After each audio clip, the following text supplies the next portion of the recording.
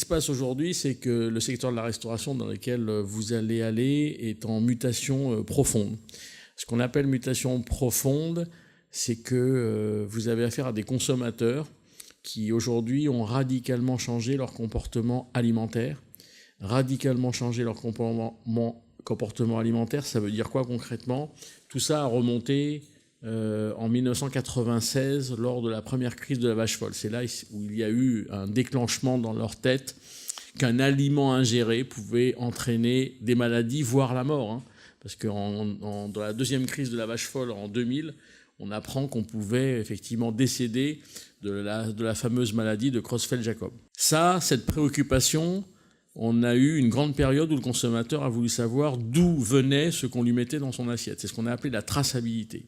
Puis il est passé en phase 2, quelques années plus tard, où en plus de savoir d'où venait le produit qu'on lui mettait dans son assiette, il voulait savoir est-ce que ce produit est fait ici, derrière ce mur.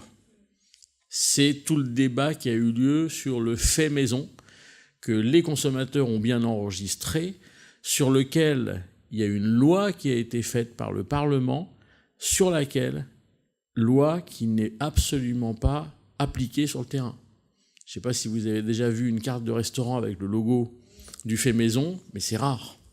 Ce qui veut dire qu'il y a une loi qui est passée dans ce pays que les restaurateurs n'appliquent pas. Mais c'est pas trop grave qu'ils n'appliquent pas la loi, à part l'aspect juridique de la chose. Ce qui est intéressant, c'est qu'on a affaire à un consommateur qui a bien enregistré le débat du fait maison, et donc il veut maintenant aller dans un restaurant qui fabrique réellement sur place.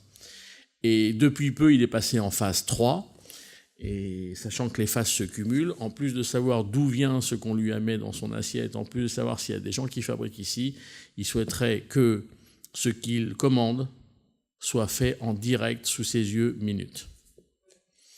Et là, ça change beaucoup de choses parce que il a besoin d'être assuré, il a besoin de voir et il a besoin d'être assuré sur le fait que d'aller au restaurant, c'est très différent que de rester à la maison, manger un truc que je mets dans mon micro-ondes.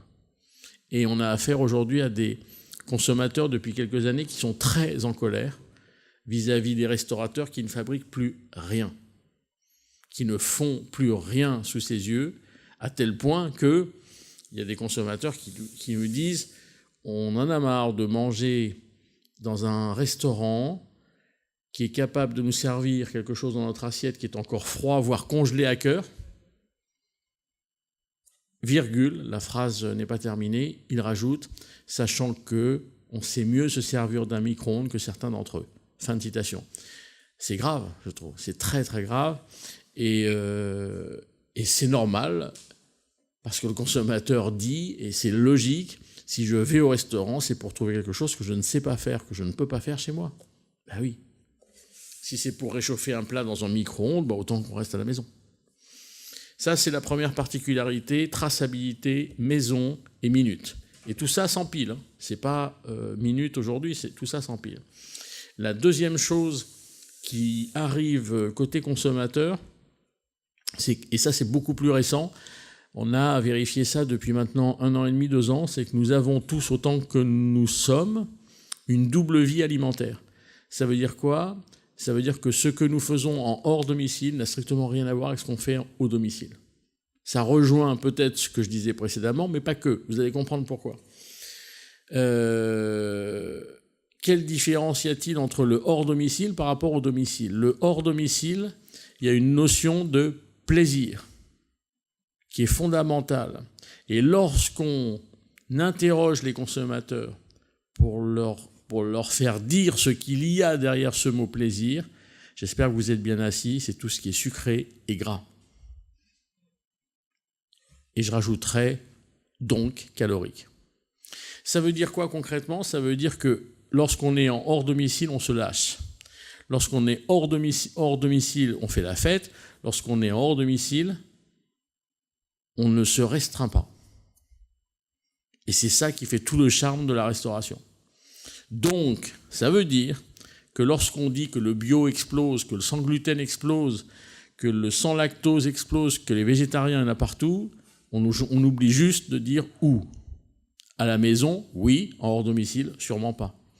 Dès que vous parlez de sans gluten, les gens fuient. Dès que vous parlez de bio, les gens fuient. Alors, est-ce que ça veut dire qu'il ne faut pas du tout de sans gluten sur les cartes? Peut-être pas. Mais attention de ne pas être réducteur. Ça, c'est très très important. Attention. Tous ceux qui ont tenté le sans gluten sur toute la carte, ils sont dégagés. Les gens n'en veulent pas. Tous ceux qui mettent les calories en face des plats, dégagés. Tous ceux qui font des restaurants 100% bio, on n'en veut pas. Alors que le bio n'a rien à voir avec le goût. Le bio est une façon de produire. Donc nous avons une double vie alimentaire. Pour illustrer cette double vie alimentaire, je vais vous citer juste quelques exemples. Il y a 10 ans, 50% des assiettes qui sortaient dans les restaurants étaient composées de frites. Aujourd'hui, c'est 85%. Est-ce que les frites sont meilleures? Non. On se fait de plus en plus plaisir en mangeant des frites. Comme par hasard, la frite, c'est un produit qu'on ne fait pas à la maison. La pizza, les Français sont co-recordman du monde d'absorption de pizza par tête d'habitant. La pizza, est-ce qu'on l'a fait à la maison? Non. Alors, je vais vous dire que franchement, s'il y a un truc facile à faire, c'est bien une pizza. Eh bien, on ne la fait pas. Le burger, je ne parle pas du burger, c'est une explosion. Le burger a été multiplié par 13 en volume ces 14 dernières années. Par 13. Le burger est le seul produit qui est arrivé sur les tables de restaurants avec service à table jusqu'aux étoilés Michelin. Qu'est-ce que je pourrais vous citer comme exemple de produits caloriques qu'on consomme? Le café gourmand. Le café gourmand, 2 repas sur 3 se terminent par un café gourmand. Les Français sont 3 fois plus sucrés que la moyenne mondiale. Il faut qu'on termine notre repas par du sucré. Et évidemment que le café gourmand, le jour où il est inventé, fait un carton. Bref, je pourrais vous citer comme ça plein de produits qui sont loin d'être hypocaloriques, qui sont loin d'être sans gluten, qui sont bourrés de sucre et bourrés de gras, qui font un carton. Mais c'est comme ça, on est comme ça. Alors l'envers du décor, c'est que les médecins et les nutritionnistes français sont très inquiets parce que nous avons une courbe du surpoids et de l'obésité qui a une rapidité de montée qui est un peu inquiétante. Ça va très vite, trop vite pour eux. La génération sur laquelle ils sont très inquiets est la génération 15-20. Les 15-20 ans, pour l'instant, on n'a pas encore les répercussions de ça, mais si les 15-20 ans continuent à manger comme ils mangent aujourd'hui, là, on est mal. On va avoir des courbes très, très inquiétantes. Ça, c'est côté consommateur. La mutation profonde, elle repose également sur une arrivée d'une nouvelle génération, j'allais dire de restaurateurs, non, une nouvelle génération d'entrepreneurs. Cette nouvelle génération d'entrepreneurs, elle est plutôt jeune. Ce sont des 25-35. Ce sont plutôt des gens qui n'ont pas fait d'école hôtelière, ni de CAP de cuisine, etc., mais qui sont plutôt des bac plus 3, bac plus 4, bac plus 5, donc des têtes plutôt bien faites, qui, eux, arrivent sur le marché et montent des établissements aussi bien de restauration rapide que de gastronomie. Donc ce n'est pas des gens qu'on voit uniquement dans la rapide. Mais ils ont une particularité, ces gens-là, c'est qu'ils remettent en cause le modèle économique du restaurant. Ils disent, à juste titre, et c'est marrant parce que c'est ce que je disais à la CCI Martinique, la première fois que je suis venu il y a 2 ans, je disais que si on continue comme ça, on va avoir les chiffres d'affaires qui montent et nos rentabilités qui descendent. Le modèle économique qui tient plus debout du restaurant. Il faut raisonner autrement. Alors comment ces jeunes-là raisonnent autrement? Ils raisonnent autrement en disant: est-ce que d'avoir un top emplacement est toujours une bonne règle? Est-ce que on ne pourrait pas se mettre sur un emplacement de 2e, 3e, voire 4e catégorie? Autrement dit, acheter un restaurant avec un fonds de commerce plus bas, en termes de prix, et un loyer plus bas. C'est clair que là, si je ne me mets pas sur cette avenue-là et je me mets 3 rues plus loin, je suis sur un moins bon emplacement. Et quand ils ont fait ça, j'ai été le premier à leur dire: c'est pas bien, il ne faut pas faire comme ça.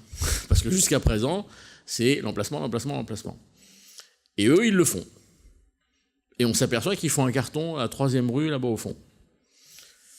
Eh bien, vous savez ce qu'ils ont changé pour faire un carton, c'est qu'eux se disent, si je suis bon dans ce que je fais, si je suis passionné par ce que je fais, je peux devenir un lieu de destination où les consommateurs iront me chercher là où je suis. Ça veut dire qu'ils remettent en cause une partie du modèle économique en descendant les coûts d'acquisition et en faisant aller le consommateur là où il se trouve. Et ouais, quand vous faites ça, vous avez un abaissement du seuil de rentabilité. Deuxième chose qu'ils disent, ces jeunes-là, ils disent, est-ce que les restaurants en général n'ont pas fait une erreur depuis 15-20 ans en mettant un peu moins dans l'assiette, en quantité, en mettant un peu moins de qualité dans l'assiette, en augmentant les prix de vente et en mettant de moins en moins de personnel en salle qu'on paye de moins en moins. Alors quand ils disent ça, on leur dit « Ok, est-ce que vous avez la solution, la baguette magique ?» Ils disent « Non, on n'a pas la solution. » En revanche, en même temps qu'on a fait ça, on a mis beaucoup d'argent dans le lieu, dans le décor, dans la moquette, sur les murs, sur les plafonds, sur les beaux tableaux. Bref, on a mis beaucoup d'argent et d'investissement sur le lieu. Et eux disent, on va transférer cet investissement, une partie de cet investissement du lieu vers l'assiette et le personnel. Donc, ils font une double manipulation. Ils réinvestissent sur l'assiette et sur le personnel, dans un seul objectif, le client, évidemment. C'est ça qu'ils... Ils ne les font pas manger dans 4 murs en béton, ils les font manger dans quelque chose, on va dire, d'esthétique, mais pas luxueux. Et il y a une différence de prix dans un local esthétique par rapport à luxueux. Et la troisième chose qu'ils appliquent, ils prennent le pari qu'en se mettant 3 rues plus loin, qui va leur coûter beaucoup moins cher, ils vont faire venir des clients parce qu'ils sont bons. Et ils vont devenir un lieu de destination. Donc, au niveau de la mutation profonde, entre un consommateur qui a radicalement changé et des acteurs qui sont en train de tout changer, bah vous pensez bien que quand un secteur comme la restauration a l'offre et la demande qui bougent au même moment, bah ça crée la mutation profonde qu'on est en train de vivre aujourd'hui. Il n'y a qu'une seule solution quand on est restaurateur aujourd'hui, c'est de s'adapter à cette nouvelle donne, ou alors ils ne passeront pas. Il y a aujourd'hui en France 217 réseaux de chaînes de restaurants. Ce qu'on appelle une chaîne, c'est une enseigne qui a au moins 3 unités dupliquées à l'identique. Il y a 3-4 ans, j'avais diagnostiqué, parce qu'eux sont mal pour appliquer ce qu'on vient de dire là, j'avais diagnostiqué qu'il y en aurait 1 sur 2 qui ne s'en sortirait pas, mais je me suis trompé, c'est 2 sur 3 qui ne s'en sortira pas. Parce qu'une chaîne de restaurants aujourd'hui est très très mal placée pour se remettre en cause sur ce qu'on vient de dire. Et c'est pour ça qu'aujourd'hui, on a beaucoup de réseaux de chaînes qui sont en très très mauvaise posture, y compris des très très gros. Je ne sais pas si vous avez entendu parler du groupe Flow, Hippopotamus, le groupe Blanc, Quick, La Pataterie, Subway, enfin je ne vais pas tous les citer, il y en a 2 sur 3 qui sont au bord du gouffre. Ça, c'est le premier aspect de la mutation profonde. Il y a un deuxième aspect qui est en train de se profiler, et là, la France est considérée comme un laboratoire d'innovation et tendance au niveau mondial. On est en train de sortir progressivement de ce que j'appelle le fast-food malbouffe, peu hygiénique, pour aller vers une restauration distribuée rapidement, mode de distribution, à consommer sur place ou ailleurs, de plus en plus qualitative. Alors cette phrase, elle est un peu longue, mais on n'a rien trouvé de plus court pour remplacer fast-food malbouffe. Parce que c'est vraiment ça qui est en train de se passer, et les Français ont une particularité par rapport aux autres pays du monde, c'est que la restauration rapide, il faut bien la distinguer en deux blocs, la distribution rapide de la consommation rapide. Les Américains veulent être distribués rapidement et consommés rapidement puisqu'ils sont nomades, ils mangent et ils boivent en mouvement, pas nous. Nous, il faut qu'on se pose plus ou moins confortablement pour manger et boire ce qu'on a acheté. Donc, je parle d'une restauration distribuée rapidement et non pas consommée rapidement, à consommer sur place ou ailleurs, mais plutôt sur place, et de plus en plus qualitative.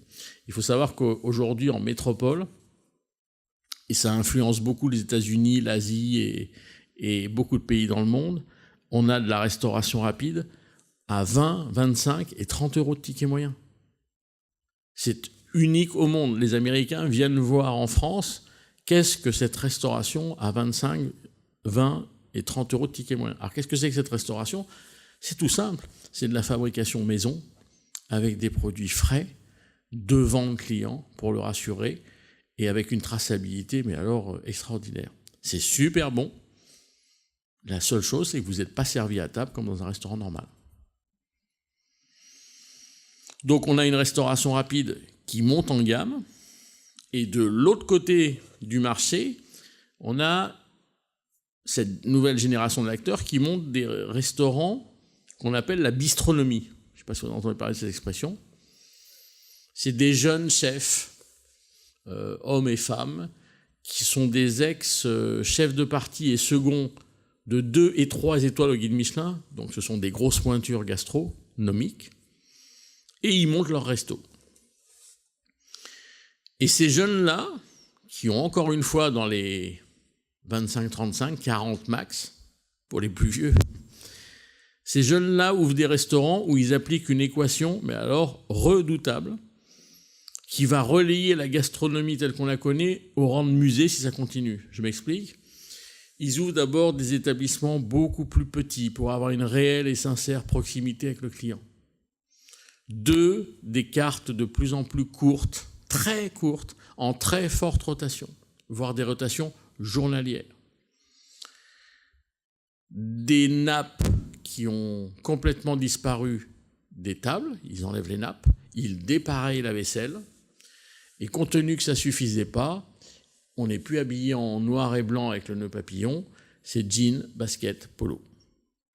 Les établissements que je viens de vous décrire là, ça s'appelle la bistronomie, sont des établissements qui volent à 30, 35, 40 euros le midi, 70, 80, voire 100 euros le soir. Je sais pas si on est dans la haute gastronomie. Sauf qu'ils ne veulent pas d'étoiles Michelin, sauf qu'ils décodifient complètement la gastronomie parce qu'ils ne servent pas à droite, ils ne desservent pas à gauche, ils n'ont pas de lito, ils n'ont pas de guéridon, enfin bref, vous arrivez dans ces restaurants bistronomiques, c'est très décontracté, très dédramatisé, c'est cool. Et la star, enfin il y a 2 stars dans le restaurant, c'est l'assiette. Grosse expérience avec l'assiette. Mais quand je dis grosse expérience avec l'assiette, vous parlez d'un bar lounge, on peut avoir une grosse expérience avec un cocktail. Et ça, on l'a un peu oublié. Tout à l'heure, je vous parlais des consommateurs qui sont très en colère. Pourquoi ils sont très en colère? Parce qu'ils veulent vivre une expérience avec le produit et avec le personnel, qui est la 2e star du restaurant. Le jour où on mettra des robots et qu'il n'y aura plus de personnel, quelle est la valeur ajoutée du restaurant? Le jour où j'aurai plus de la qualité et la quantité dans mon assiette et des trucs que je ne peux pas manger chez moi, où est la valeur ajoutée du restaurant? C'est les 2 valeurs ajoutées du restaurant que le restaurant ne doit pas perdre, que le bar ne doit pas perdre, que la bistronomie ne doit pas perdre, que la restauration ne doit pas perdre, l'assiette et le perso. Et quand je dis l'assiette, c'est le produit, la valeur intrinsèque du produit. Quelque chose que je ne peux pas faire chez moi, que je ne sais pas faire chez moi, et même si on me l'explique, que je ne saurais pas refaire chez moi. Donc vous avez affaire à un consommateur qui a beaucoup changé, une nouvelle génération d'acteurs qui est en train d'arriver, le fast-food malbouffe qui est en train de disparaître et la gastronomie qui est en train de devenir, entre guillemets, je vais être un peu méchant, ringarde. Vous vous rendez compte un peu? Et là, ça bouge à une vitesse complètement dingue. Et on a affaire à des consommateurs qui sont aujourd'hui très attentifs à cela. Il y en a certains qui disent « je sors peut-être moins, mais je veux sortir mieux ». Et c'est ça que ça veut dire.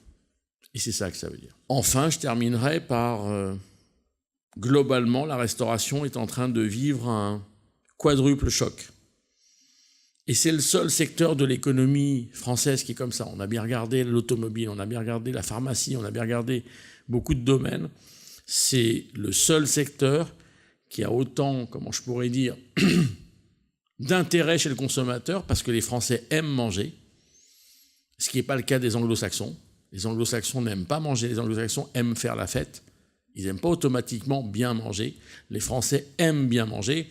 Il y a 3 peuples sur la planète qui sont comme ça, la Chine, l'Italie et la France. Et comme par hasard, Ces 3 pays-là sont les 3 cuisines les plus consommées et les plus appréciées dans le monde.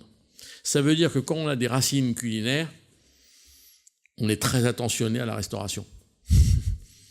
Ce qui n'est pas le cas, je le répète, des Américains, des Anglais, des Espagnols, les Italiens, oui, les Italiens sont très très attentifs. Donc la restauration est en train de vivre un quadruple choc. C'est ce qui va provoquer des défaillances, malheureusement trop importantes, de restaurateurs qui ne vont pas s'en sortir, des chaînes et des indépendants, et des nouveaux arrivants qui auront compris ce quadruple choc et qui vont passer. Le premier choc, c'est qu'à l'heure où on se parle, mais je me demande si ce n'est pas trop tard pour certains, l'adaptation nécessaire et obligatoire à des consommateurs qui ont changé. Je répète, nécessaire et obligatoire à des consommateurs qui ont changé. Et ces adaptations devront être de plus en plus permanentes. Ça veut dire quoi concrètement? Il y a 15 ans, d'un point de vue marketing, on disait que le cycle de vie d'un concept était de 7 ans. C'est-à-dire, je monte un concept aujourd'hui, dans 7 ans, il faudra que je me pose des questions sur mon concept. Aujourd'hui, le cycle de vie est de 2 ans. Autrement dit, ça veut dire quoi? Quand vous avez un cycle de vie aussi court que de 2 ans, ça veut dire que votre remise en cause doit être permanente. Autrement dit, dès que vous vous levez le matin, vous vous posez la question, qu'est-ce que je dois faire de mieux, qu'est-ce que je dois faire de différent? Remise en cause permanente. Et ça, ce n'est pas à la portée de tout le monde. L'adaptation permanente à des modèles qui changent, à des consommateurs qui changent, et à une société qui change, parce qu'on est en train de vivre ça aujourd'hui, plus globalement, et ben, ce n'est pas donné à tout le monde. On sort d'une époque où celui qui avait eu la bonne idée il y a 25 ans, ben, il dormait sur ses lauriers depuis 25 ans. Il ne bougeait plus. Maintenant, vous avez une super idée là aujourd'hui. Le mois prochain, il faut quand même commencer à cogiter sur mon idée. Voilà. Et en fait, je cogite sur mon idée en permanence.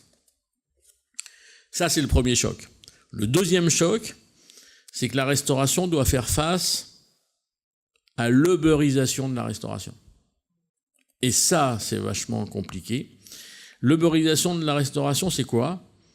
C'est tous ces circuits parallèles au circuit classique de la restauration. Je pense aux restaurants clandestins. Je ne sais pas si vous avez entendu parler de ça. Je suppose qu'il y en a en Martinique. Il y en a partout dans le monde. La France est très touchée par les restaurants clandestins. Les restaurants clandestins, c'est vous, moi. Imaginons qu'on sache très très bien cuisiner. Eh bien, demain soir, on se fait une soirée à la maison avec 30 personnes qu'on ne connaît pas. 30, 40 euros, 50 euros par tête. Mais attention, quand vous faites ça, il faut que vous sachiez superbement bien cuisiner. Et vous imaginez le chiffre d'affaires qu'on fait, 30 personnes à 50 euros demain soir. Alors c'est vrai qu'il faut faire les courses, c'est vrai qu'il faut faire cuisiner, mais en même temps, ceux qui font ça, c'est leur passion, hein, donc c'est pas une corvée. Au bout, il y a quand même un petit arrondissement de fin de mois, parce que si je me fais une soirée par semaine comme ça, ça peut être sympathique. Et il y en a même qui font plus d'une soirée par semaine comme ça, bref. L'uberisation, c'est également, je ne sais pas si vous avez ça en Martinique, mais en métropole, ça prolifère. Aux États-Unis, ça prolifère. C'est les particuliers qui cuisinent pour des particuliers. C'est-à-dire, je sais faire la blanquette de veau. Et ben, je vais sur un site qui s'appelle mycuisto.fr ou un site qui s'appelle Mon voisin cuisine, je sais pas, enfin bref, il y en a au moins 5 ou 6 qui sont comme ça. Et je m'appelle Bernard, je fais une blanquette de veau à tomber par terre, etc. Et ma blanquette de veau, elle est à 12 euros, je mets n'importe quoi. Et sur le site, il y a plein de gens comme moi, l'autre il fait la blanquette de veau, l'autre il fait du petit salé aux lentilles, l'autre il fait de la pizza, etc. Et vous, en tant que client, vous rentrez sur le site et vous dites, toi, si tu veux une blanquette de veau, toi tu veux une pizza, ok, et vous commandez au site, et on vous livre une blanquette de veau, une pizza, faite par des particuliers, donc des gens que vous ne connaissez pas. Peut-être que vous ne le faites pas. Il faut savoir que en métropole, ça marche très fort. Parce que des gens se disent, si ce gars se permet de dire qu'il est à tomber par terre au niveau de la blanquette de veau, ça vaut peut-être le coup de le vérifier. Et c'est vrai nous on a testé quelques plats, c'est vrai qu'il y a des plats à tomber par terre. La seule chose, c'est que, aussi bien dans la restauration clandestine, que les particuliers fabriquent pour des particuliers, et je pourrais vous en citer plein d'autres, d'uberisation de la restauration, Le gouvernement, pour l'instant, ne met pas les pieds dans le plat, c'est le cas de le dire, mais il va falloir qu'un jour, ils mettent les pieds dans le plat. Non pas pour des problèmes fiscaux, parce que tout ça, c'est très black, on est bien d'accord, c'est de l'économie parallèle.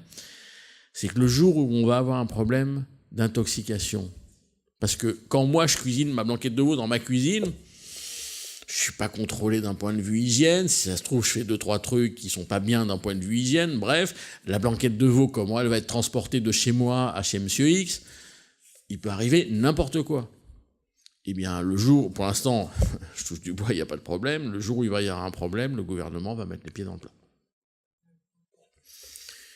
L'uberisation, c'est aussi la grande distribution qui se met à faire de la restauration. L'uberisation, c'est les boulangers qui font de la restauration alors qu'ils n'en faisaient pas, les stations-service, les cinémas, les magasins. Mais aujourd'hui, on peut manger partout. Et l'uberisation, c'est des circuits qui ne sont pas les circuits classiques de restauration commerciale ou restauration collective.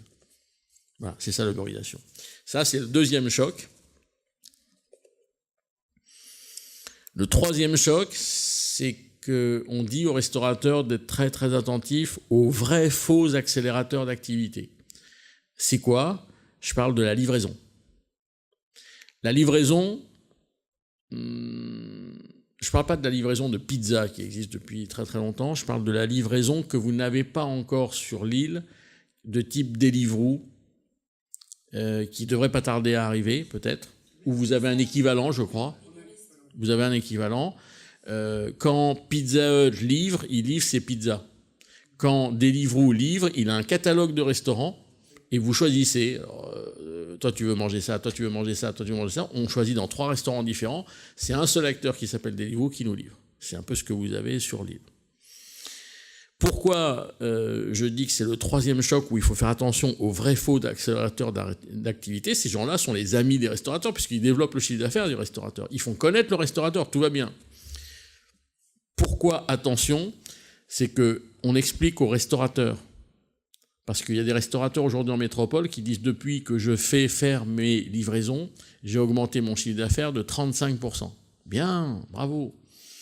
Alors, il faut savoir que Deliveroo ne travaillent pas à l'œil, ils prennent entre 20 et 30% de commission. Mais cela dit, ils prennent 20 à 30% de commission sur un chiffre d'affaires que vous n'auriez pas fait s'ils n'étaient pas là. Jusque-là, tout va bien. Imaginons que le poids du livreur demain soit le piège dans lequel sont tombés les hôteliers avec Booking. Booking, aujourd'hui, il y a des hôtels en métropole qui font 60, 70, 80% de leur chiffre d'affaires avec Booking.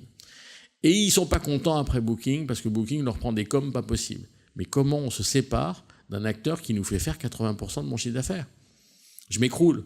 Ma question est, est-ce que les livreurs ne vont pas atteindre la même quote-part de chiffre d'affaires demain? Attention, moi je préviens beaucoup les restaurateurs de limiter les livraisons.